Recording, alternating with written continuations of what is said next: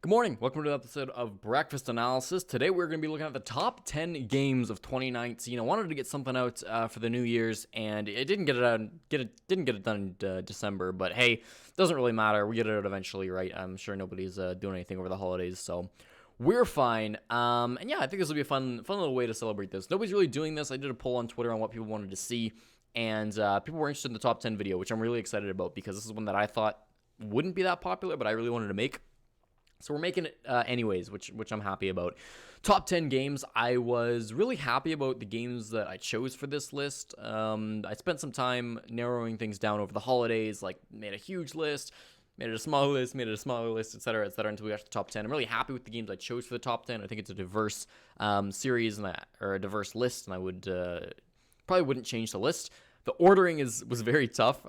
Choosing one game over another proved to be quite difficult. I think you could definitely move stuff around, and I have done a lot of moving around for these teams, but it is what it is. I'm done changing things now, and we're just going to go with this. So, let's get into it, right? I do want to specify first, what do I mean when I say top 10 games of 2019 for Rainbow Six Siege? I did exclude some things. First of all, I limited it to LANs only, mostly because I didn't want to have to go through like every single online match. There's so much like random little games that I'm sure were great. You know, there were some awesome matches in like the Canada Nationals regular season or in like Challenger League regular season that I particularly watched and casted that I would want to make this list, but like I can't go through and watch every single National League, every single minor league to try to find the best games. So it's not fair. I stuck to just the LAN games.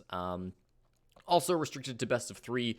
Mostly that was just to remove like small weird best of 1 LANs, like BR6 regular seasons technically on LAN, but I didn't want to include those because again, that's the same problem of just being like a season. And then also I basically removed community LANs, not like inherently as a rule, but they really didn't make the list simply because they weren't all that exciting. There were some good games, don't get me wrong, but I tried to sort of make this list a balance between games that were exciting matches on their own, and then also games that had really good storylines around them, really good context. Definitely that mattered for a lot of stuff. So if there was a really exciting game in like a group stage and like a somewhat exciting game in the grand finals, maybe the grand finals game would be like prioritized over the group stage game. But I've got games from all over the place. So let's get into it. You don't want to hear any more of this garbage rambling on. Number 10 on our list is going to be talking about Dreamhack Valencia. It's a tough event to try to rank because there's not a lot of clips and a lot of the games weren't recorded for Dreamhack Valencia. So few of them were streams. But certainly if you take a look at the champions of that event, Rogue certainly did not have an easy trip through the tournament. Their opening 3-map series was up against Na'Vi, which they barely were able to win. They followed that with a close 8-6 overtime victory over LFO, the team now known as Giants. Sent them to the brackets. The bracket didn't even start too well for them. They lost 7-2 to Reciprocity before coming back 7-5 on Cafe and 8-6 on Coast. Very close 2-map series followed that against Chaos, and I almost made the match versus Chaos the number 10 spot because that was a really close game, Rogue versus Chaos. I do recommend you go watch that one as well. But I ended up giving it to the grand finals, Rogue versus LFO, for a couple of reasons. One, it was still a really close game. 2, it was for that grand finals. It was for the title of the best team at Valencia, and Rogue eventually won it on out. It was also just, it was an exciting series. They also had that chemistry or the rivalry that happened earlier on the group stage, if you remember, for the first place out of groups. Both teams obviously made it out of groups. They had to do that to make to the grand finals. But a really close game, a really close run overall from Rogue. It was a really exciting series. Unfortunately, we only got to see the last 2 games. I mean, fortunate for them, they didn't have to leak too many strategies, and nobody saw Rogue lose any maps, because their last 2 games were, again, 2-2-0s, but they were very close 2-0s. It's the only 2-0s we have on this list, but I don't regret putting them up there because incredibly close matches, and that gives Rogue versus LFO the top spot on the list. It's only 2 remaining as Rogue continues to fight on. It's only Hicks, no help, and it's Rogue for North America to win their first LAN in years. Number 9, we'll keep it going with the minors, the opening of this list. Between G2 and MIBR at OJ, it was supposed to be a very easy match for G2. It was supposed to be the easy one to predict. Sure, G2 had been struggling a little bit recently, but MIBR just placed 7th in LATAM Pro League. They had struggled to win the relegation match, and nobody really thought much of this team, even though they made it through the qualifiers. You know, Brazil isn't known to be a super deep region, so people weren't all that shocked that they made it through. Still, though, surely they weren't supposed to get past G2. Well, they did. I mean, map 1 certainly didn't seem to show the tides of change that were to come. MIBR looked lifeless, losing 5-0 early on in that map, getting one round to make it not a perfect half for G2, but then faulting in the next half and going down 7-1. Second half of map 2, or the first half of map 2, also looked really, really bad for MIBR. They showed up even more lifeless. Another 5-1 split for G2, but somehow MIBR turned things around. They shock everybody, get a perfect 6-0 half, swing things around to get a 7-5 victory over G2. Huge upset there.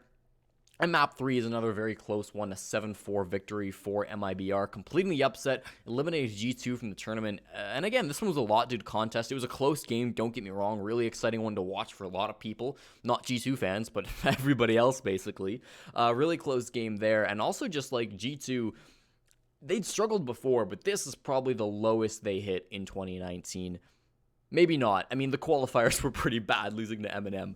But this was like the first really bad hit. I mean, even in the other times where they'd lost in 2019, you know, they lost to really good teams, and I really don't want to just hate on MIBR because I think that event opened our eyes to how good they are. But at the time, MIBR was thought to be a really bad team in Siege, let's be honest. And knocking out G2, that was an upset. That's why it gets the number 9 spot on our list. And gets to be the representative of OGA on our list as well. It's a huge, huge ask for him here. There is a man under the window that will see him rappel over. MIBR will be your victors here, sending G2 home at the first opportunity in the OGA pit minor. Who would have thought it? We're not done with the minors. Again, going to a minor this year, G2 getting eliminated early from the... Wait a second. Is this the same? Were you repeating? No, it happened twice. Dreamhack Montreal was another event, another minor, where G2, one of the favorites coming into the tournament, again, they weren't thought of as the best team in the world at the time. But Dreamhack Montreal ranked a little bit higher than the OGA upset for me because G2 were still really well respected at this point in time. They'd just gotten second at the major. That's quite good. They'd done decently in Pro League, so people still thought this was definitely a top 2, definitely a top 4 team coming into the event. Surely they would at least go to the group or to the bracket stage, right? Well, wrong. I actually chose their match versus Team Liquid. Their match versus BDS, the 2-game series, which I used for number 10 spot, was also a really close game and could have made it onto this list. But I went with the Liquid match instead because, man, oh man, that was a crazy series. And it wasn't streamed on the mainstream, but it was still streamed. So thank you to the community casters, Sternab and whoever he was casting with to tip that one. A great matchup. Again, to set the scene, pretty close match on paper. Team Liquid, of course, a known force in the world, had been a little bit absent from recent tournaments, so people were definitely favoring G2. Map 1 seemed to live up to the expectations. It was a very close 7-5 victory for G2, so they took the lead early on, and then everybody said it was over. G2, one of the best teams in the world, the current world champions, got to go to their very best map in Cafe Dostoyevsky, however you pronounce that, and Liquid just had their way with them. It was a 7-0 sweep. Liquid took that map over G2 Esports and really just flattened G2 spirits. They fought back, give them that. Map 3 was a very close contest as well. 7-5 was the end scoreline for Liquid, but that was sort of a loss that they never really recovered from G2. That felt like, sure, they lost at the major, and people are going to point to that more so to be like the point where G2's decline started, and I would agree. But this was where they really got sent down to, like, you're not that great of a team territory. And I think that loss hurt them quite a bit. Losing to Team Liquid and then eventually eliminated by BDS. An insane series, an insane set of events. Liquid, of course, would go on to get second place at that minor, narrowly losing to TSM in the grand finals. And, G2 never really reaching those heights again, at least not in 2019. We'll see what 2020 has to show for them. Just gonna run all the way and go for the default pop, but no, he's gonna go all the way deep. He used the smoke cover to get in. PSK takes out Gogo as he tries to plant, but no, Sexy does get in and tries to go for the plant. It's a 4v1 all down to Fabio, but no, he loses, and Team Liquid take round number 12. They win the map 7-5, and they win the series 2-1. I mentioned the major just recently, and we're gonna talk about it again for our number 7 spot. The major was tough to look at because it was a very close tournament. It was a really exciting tournament to watch. There were a lot of great storylines in it, but there was no like one game that really stood out to me as like, this was an insane game.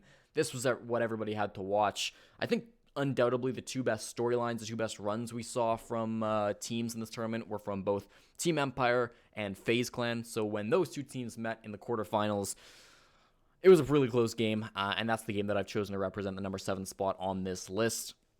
Let's talk about FaZe's group stage, because, man, that was a tough run. FaZe really got dealt a tough hand in this major. They started off the tournament with a very close loss. It was an OT loss to Forza in map number 3. That puts their back against the wall for the rest of the tournament. They could not lose another game. They go into map 2, where they came up against Fnatic, where another overtime let them win that one. Map 2 was a little bit better for them up against Fnatic, but still a close game. And then they faced Dark Zero for the elimination match to finally get into that bracket spot, and they win it 7-5, 7-5. Another really close run, so a tough group stage for FaZe Clan. And what did they get rewarded with? Well, they got to play as Empire, the tournament favorites in the quarterfinals, their very first opening match. And sure, maybe Empire were the favorites, and sure, maybe Empire won it out in the end, but you can't deny that FaZe Clan put on an awesome show. Map number 1, nothing but close rounds, back and forth the whole time. Narrowly a 7-5 victory for Team Empire. They're going to be happy with that, of course. Map number 2, a stomp for FaZe Clan, and this had some nuts plays. There was an interrogation in there. Close rounds all around, despite the scoreline being pretty favored towards FaZe Clan. I think a lot of rounds Empire could have taken back, and it was certainly an exciting match to watch as somebody who was in the crowd live at Raleigh. And map 3 was a little bit of a strange one. We had a couple of rehosts, one favoring FaZe, one favoring Empire, back and forth for the most part. It wasn't the best map 3 on this list, to be totally honest, but I think the overall storylines between these two teams, of course, FaZe Clan, so much of an interesting run in the group stages before this, and then Empire, of course, their amazing bracket run to go all the way and win the whole tournament after this match. Really set things up for an exciting game, and I think the game was pretty exciting, so ended up being the number 7 spot on this list. You have to toss a C4 up at this point, and Shepard will do just that. Yuna goes down, a bit of a wasted utility, but that's okay. Empire just need a couple more kills. That's it, 10 seconds. Cameraman and Maver there. Shepard is off site, grab the diffuser and plant, but above the man who is always last alive has the marks. He knows they're there, but he can't outduel the beam. He gets him at the last second, and that's the Russians going to the semifinals. Now I get it. National programs, especially in the smaller countries, don't always seem to have the most exciting games, right? They don't have the best teams, but when the top 2 squads from your region meet together for LAN for a best of 5, might be worth watching out, because some magic can happen sometimes, and that's exactly what happened in Mexico for 2019. Yes, the best of 5 LAN finals was an incredibly close game between Infinity Esports and Aetherus. Map 1 started pretty back and forth. Infinity did run away with it at the end. It was a good contest, don't get me wrong, but a 7-4 victory was pretty handily dealt to Infinity.